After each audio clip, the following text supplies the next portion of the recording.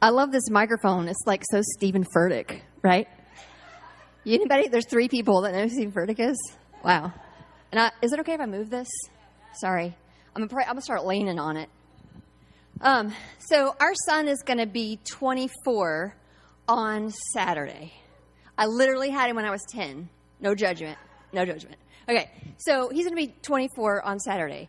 And his whole life, all he ever wanted to do was to be a firefighter. That's all he wanted to do. And all the decisions that he made and everything that he worked towards was to be a firefighter. He did the Explorers, and he volunteered on a smaller department so that when he turned 21, he could apply for the fire department in our city. So he turned 21, and he did, and he got on. He was one of the youngest recruits in our city, and we were all super excited. Best day of his life, I think. Another thing that he knew from a child is that he had a displaced heart valve, so his heart didn't pump right, a little regurgitation. And he worried about that. He worried, is that going to keep me from the fire department? But it didn't. He got on. Unfortunately, over the summer, he had an incident where it was a big fire and his heart rate went way up and it wouldn't go down. So they took him to the hospital and they kept him for a couple days because even though they got the heart rate down, they were really worried about his weirdness. Everything looked crazy and they were worried that it had gotten worse. So he went to see a cardiologist. And the cardiologist told him, there's a pretty good chance that you're going to have a valve replacement, and there's a pretty good chance that you're never going to be able to fight fires again. He was devastated that the condition of his heart was going to determine his future. Oh my gosh, did that preach to me? And I thought, how true is that? Sorry.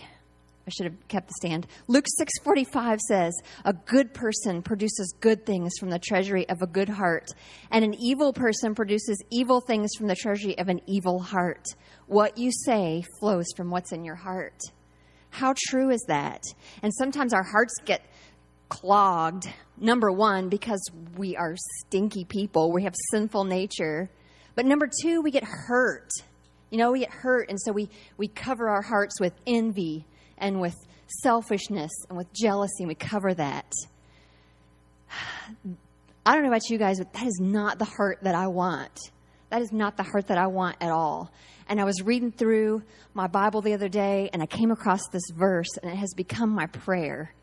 And it's from Ezekiel, and it says, and I will give you a new heart, and I will put a new spirit in you, and I will take out your stony, stubborn heart and give you a tender, responsive heart. Oh my gosh, that speaks to me. That speaks to me in volumes because I want to do big things for Christ. I want to increase the kingdom. I want to glorify him in every move that I make. I want to run as fast as I can into what he's called me to do. I want to run as fast as he can. And I know that my heart has to be in the right place for that. So the end of the story with my son is that he went to see a specialist.